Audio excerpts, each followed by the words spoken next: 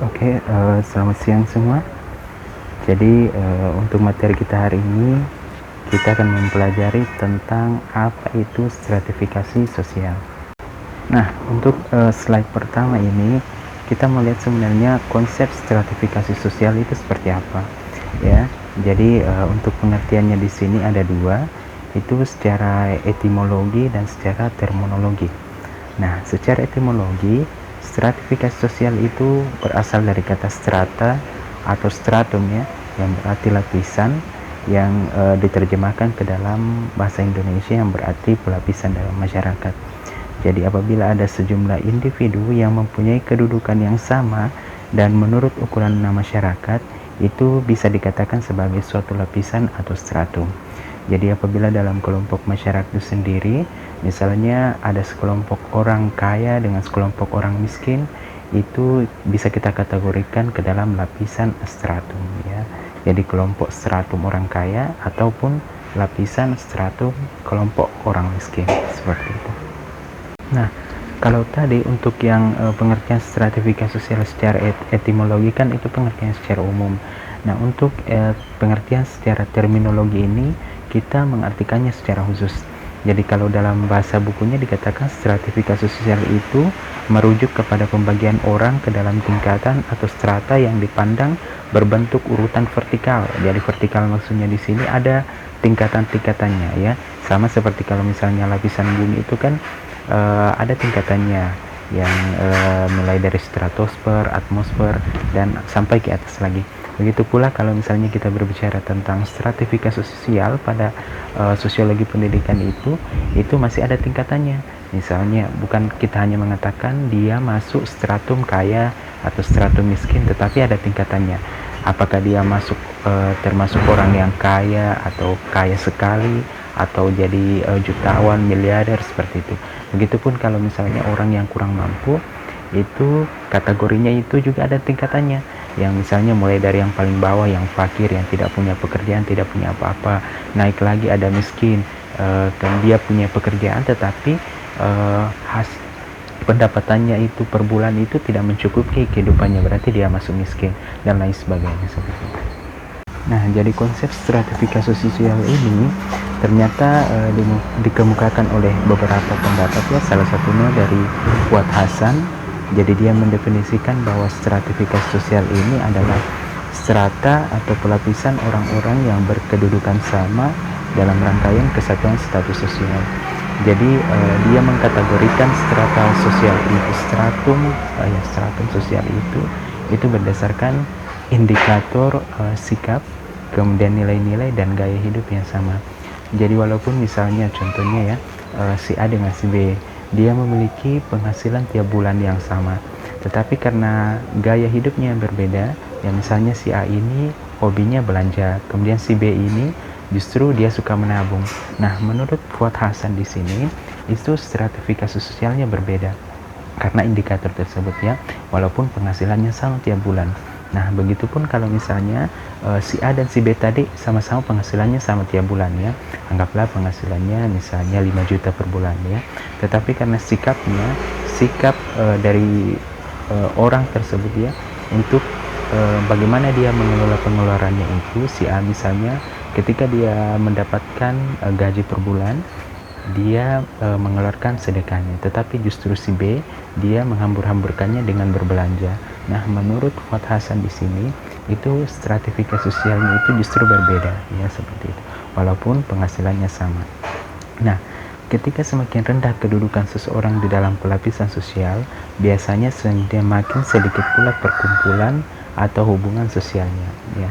Jadi kalau misalnya kita berbicara anggaplah orang yang tidak mampu, dia mau bergaul dengan orang-orang yang mampu ya, berarti karena ketiadaan modal ya, dia tidak mempunyai modal untuk bisa bergabung dengan orang-orang yang stratifikasi sosialnya di atasnya. Jadi berarti dia ada batasan sehingga dia tidak bisa memperluas jaringannya seperti itu. Nah, untuk slide kelima ini masih seputar konsep stratifikasi sosial ya. Jadi di dalam masyarakat itu sendiri terdapat suatu ruang yang disebut dengan lapisan sosial. Nah, dalam ruang ini tinggal orang-orang yang mempunyai kedudukannya sama ya. Jadi indikator dia mempunyai kedudukan yang sama itu bisa dilihat daripada misalnya pendapatannya per bulan, kemudian tingkat pendidikannya, kemudian di mana dia bekerja, itu semua masuk indikator bahwa dia memiliki stratifikasi sosial yang sama. Nah, ketika anggota-anggota lapisan sosial ini merasa bersatu dan menyadari kedudukannya setingkat, maka timbullah sebuah kelas sosial. Jadi ketika anggaplah orang-orang yang berada mereka membentuk suatu perkumpulan, anggaplah orang-orang yang memang hobi koleksi barang-barang mewah, maka muncul kelas sosial yang menyatakan bahwa mereka itu adalah orang-orang yang mampu membeli barang-barang mewah. Nah, ada lagi misalnya orang yang suka mengendarai motor besar ya. Kita tahu kan motor besar itu harganya luar biasa ya, hampir seharga mobil. Dan ketika orang-orang berkumpul untuk membentuk suatu kelompok, anggaplah mereka sama-sama mengendarai motor seperti itu.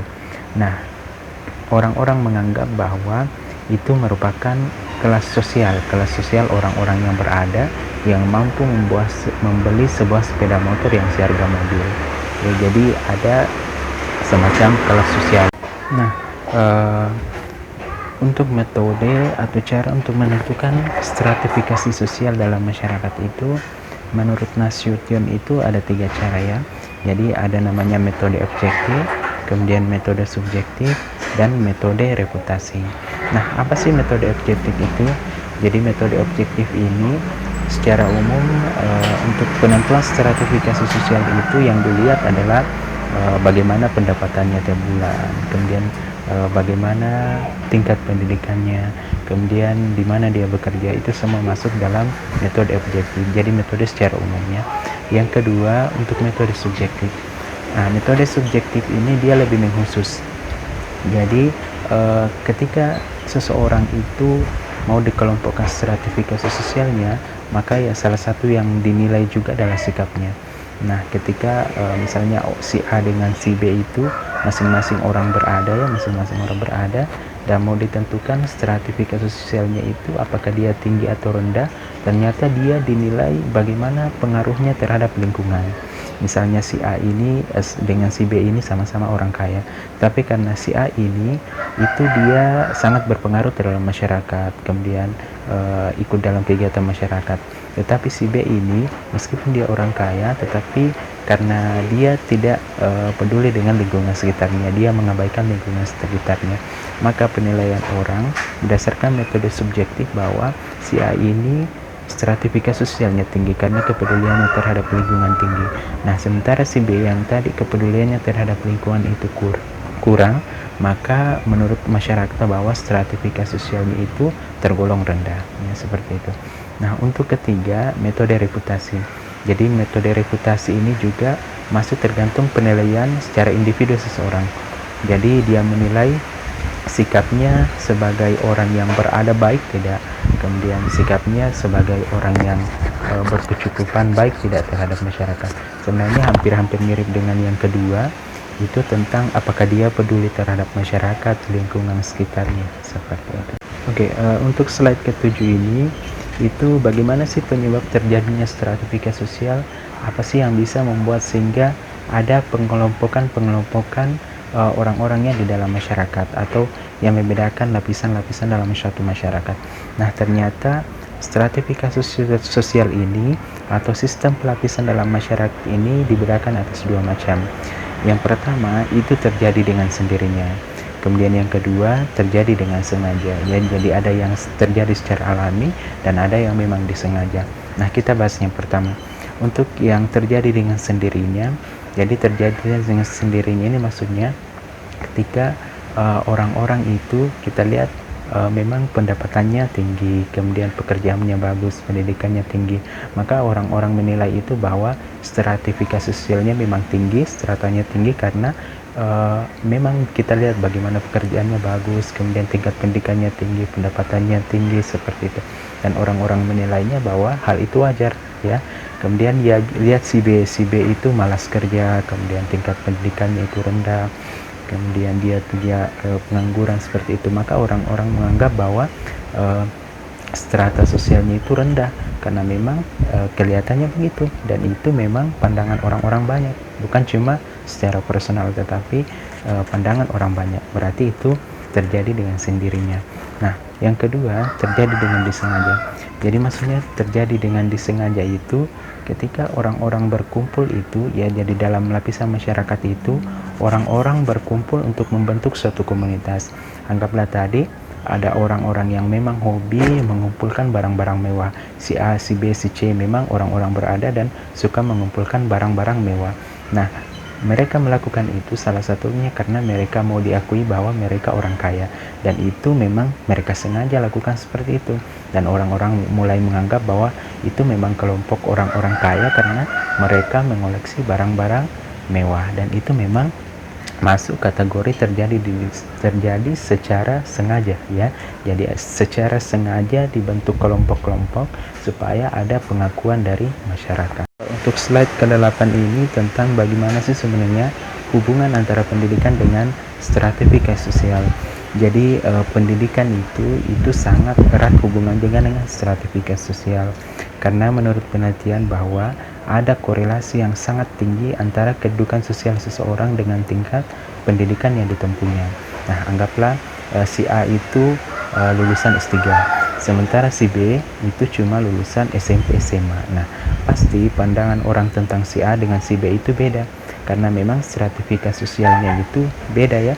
Jadi orang menganggap bahwa stratum daripada si A ini itu lebih rendah karena pendidikannya sudah sampai S3 dibandingkan dengan si B ini yang cuma tamatan SMP ya. Jadi ada pandangan yang berbeda antara kedua orang ini, Nah, begitu pun kalian nanti kalau misalnya kalian sudah di wisuda ya, kalian sudah jadi sarjana, orang-orang pasti beda pandangannya antara kalian belum jadi sarjana dengan saat kalian sudah sarjana ya. Jadi pendidikan ini itu sangat-sangat erat kaitannya dengan stratifikasi sosial. Paling tidak ini membawa nama baik kalian sendiri, kemudian keluarga kalian. Nah, orang-orang menganggap bahwa strata ekonomi kalian itu atau strata sosial kalian itu sudah naik karena anak-anaknya sudah sarjana, dibandingkan dengan keluarga-keluarga lain yang strata sosialnya itu masih rendah karena anak-anaknya cuma tamat SMP. Nah, untuk slide ke-9 ini masih hubungannya dengan pendidikan dan stratifikasi sosial. Jadi terdapat hubungannya antara status sosial dengan pendidikan itu. Jadi sudah ada banyak penelitian yang membuktikan bahwa memang pendidikan itu sangat-sangat erat kaitannya dengan stratifikasi sosial. Karena ketika pendidikan seseorang tinggi, maka stratifikasi sosialnya juga itu akan mengikut. Jadi dia berbanding lurus, tingkat pendidikan seseorang itu berbanding lurus dengan strata sosialnya, stratumnya ya. Begitupun sebaliknya, ketika tingkat pendidikannya rendah, maka orang-orang menganggap bahwa strata sosialnya juga akan rendah, karena salah satu indikator stratifikasi sosial tadi itu yang adalah tingkat pendidikannya, selain daripada penghasilannya per bulan,